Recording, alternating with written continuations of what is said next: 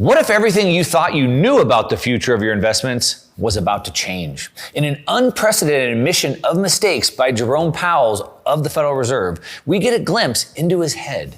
We can see his thoughts, his motivations, and more importantly, we can see his plans and what they are for our financial policies for 2024 and what this means for our jobs, our investments, and our future. Now, Powell sat down with a candid interview for 60 minutes, and after watching it closely a couple of times to read between the lines, it's clear what comes next. So in this video, we're going to look at what were the specific mistakes that Powell admitted to? How have they affected the economy and the markets? We're going to look at how the Fed's new plan differs from their previous strategies and what this means for 2024. And hint, it's not what most people want or expect. And also what the impacts are likely to be on the markets. So let's go.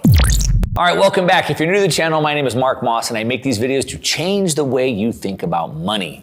Now, it's difficult to understand because we don't even know what we're listening to anymore, and the rules are changing so fast, the answers change. Now, today, we're talking about one of my favorite subjects, and before we dive in, I want to just go back and address what I first said in the intro. I said, what if everything you thought you knew about the future of your investments was about to change?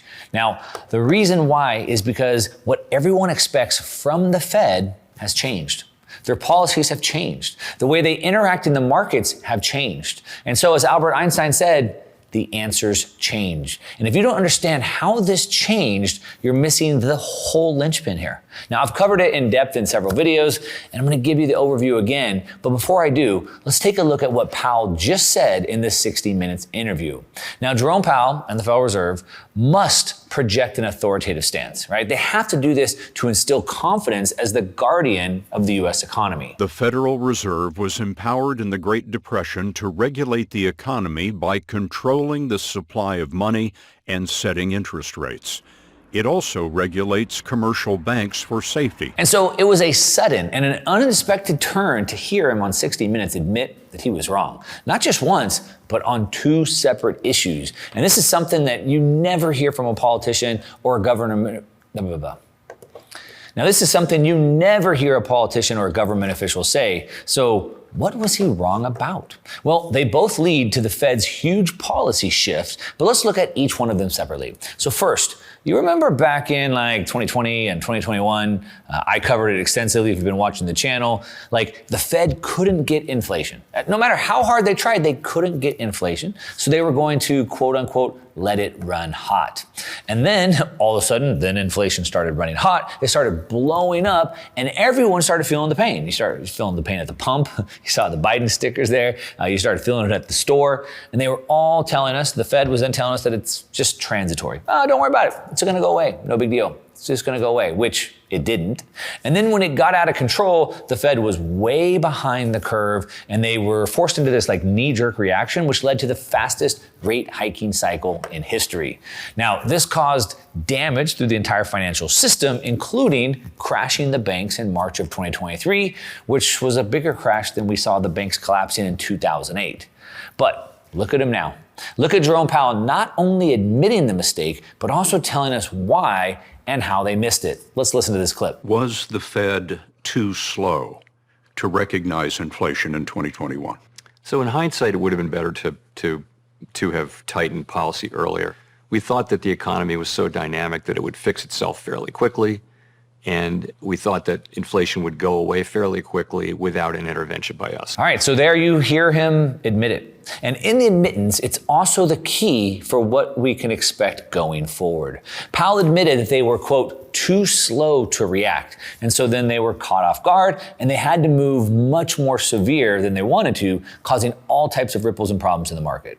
And that right there, that's the key to moving forward. The Fed admits and recognized their slow reactionary response was a problem. And so now they want to be much more proactive. And if you understand that, then you start to see the silver lining for us. Well, anyway, those of us that are paying attention.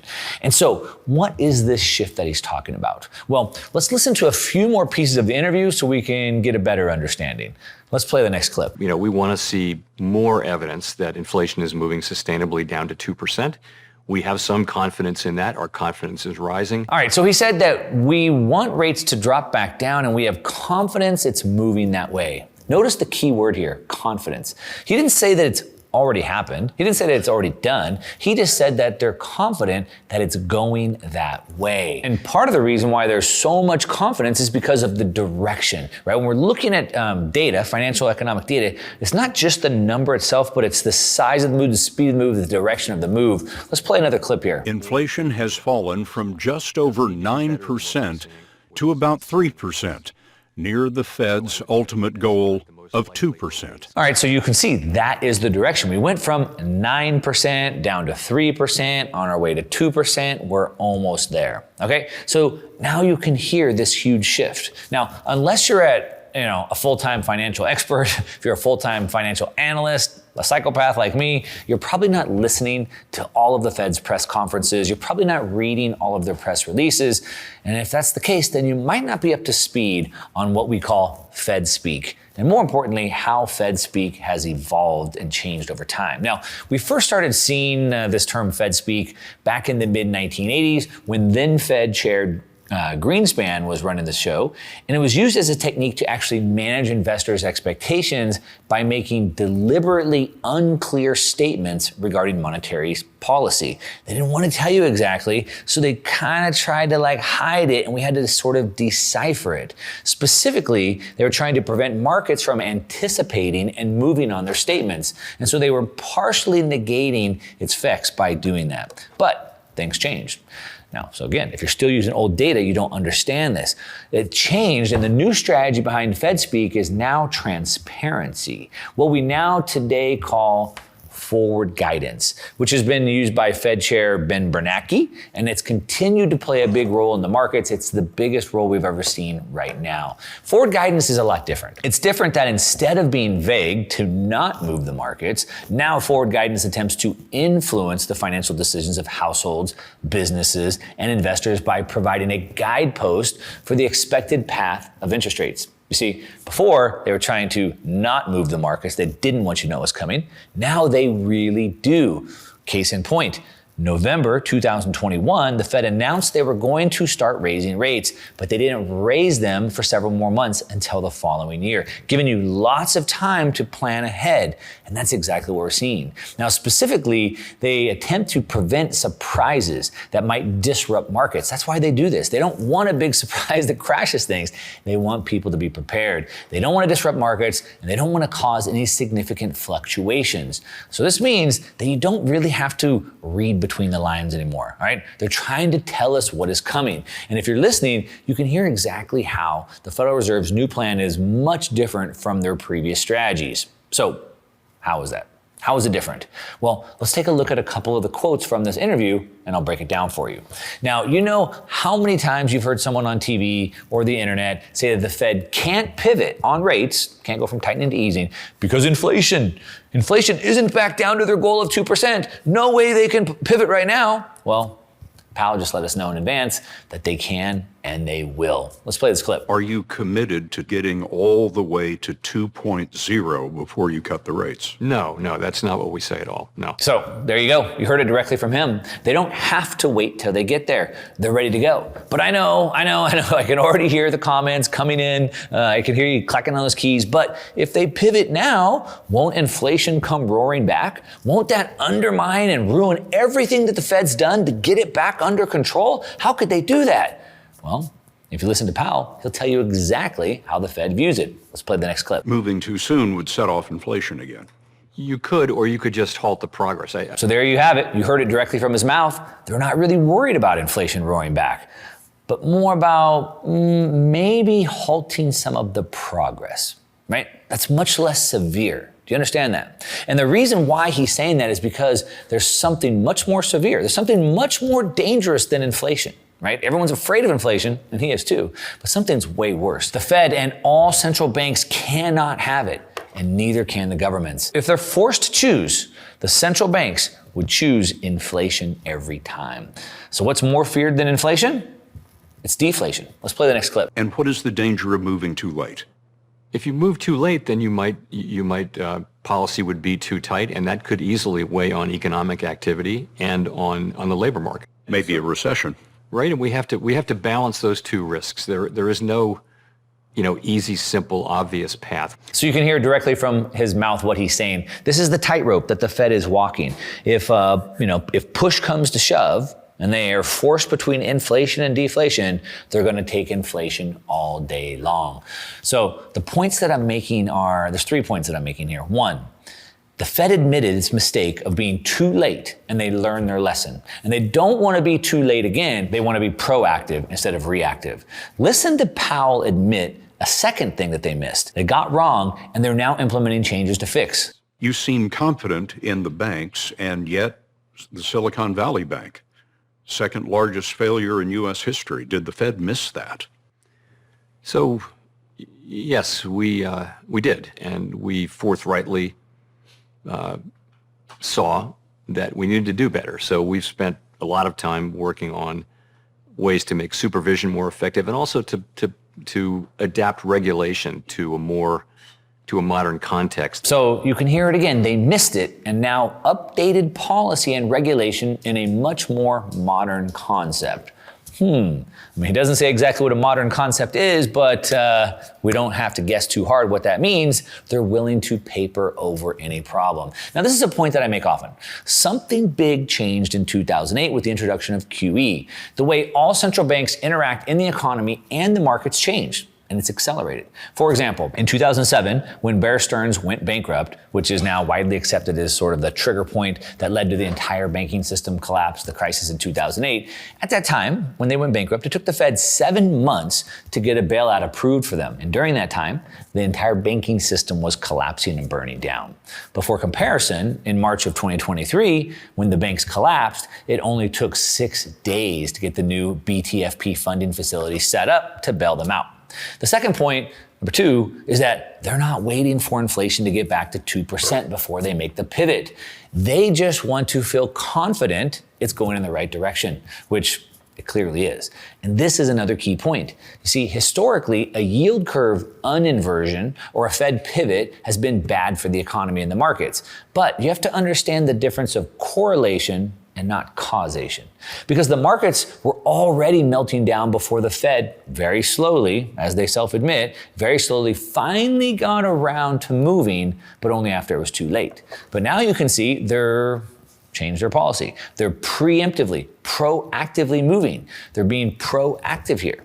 The third point is when forced to choose between inflation and deflation, they're going to choose inflation every single time because the government can't afford a recession and neither can the banks. And so when choosing between a total collapse and a loss of everything or just some more inflation, they're going to let the printers go burr. Okay? So now that we've got that figured out, when should we expect this? And more importantly, how are we going to play this? All right, so first off, let's talk about timing. Now, most eyes have been on the Fed cutting in March of this year, but the Fed's telling us they want to push this back. Let's hear it directly from Jerome. I think it's not likely that this committee will reach that level of confidence in time for the March meeting, which is in 7 weeks. The next committee vote, then, would be in May. All right, so you heard him. That's what he's saying. That's what they want to do. Of course, we'll still wait and see. But to the point, absent significant deteriorations to the downside in upcoming inflation data, it appears the path to a March cut is probably closed for now. But that doesn't mean they won't cut. In fact, Powell tells us it's all but certain. Let's hear the clip. Almost all of the 19 participants who sit around this table believe that it will be appropriate in their most likely case for us to cut the federal funds rate this year. Okay, so maybe not by March, but by May. And we can see that almost everyone at the Fed is on board with this rate cut. And look, I don't think it really matters one way or another. It's always the directionality in which it comes. And we can see the markets and myself, we're already been front running this. I've been making videos for a year talking about this, so hopefully you are as well.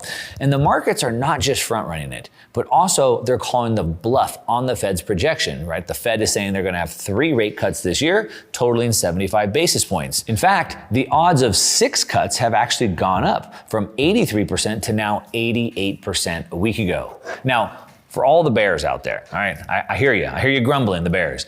I know there's at least, I don't know. There's a dozen things that could derail all this. But Powell took some time to tell us what they're watching, and more importantly, how they would handle any of these potential bear triggers. Now, one of the big pinpricks that I hear all the time, that I see people point to, is the problem in the commercial real estate sector, right? You got all these office buildings, they're going default, the banks are taking them in, all of those things. I understand that. And it has the ability to crush the regional banks. And Powell had something to say about that. The value of commercial office buildings all across the country is dropping. Those buildings support the balance sheets of banks all across the country. What is the likelihood of another real estate-led banking crisis? I don't think that's likely. And, we're working with them. So you hear they have their eye on the ball and they have a plan to deal with it. And why is he so confident?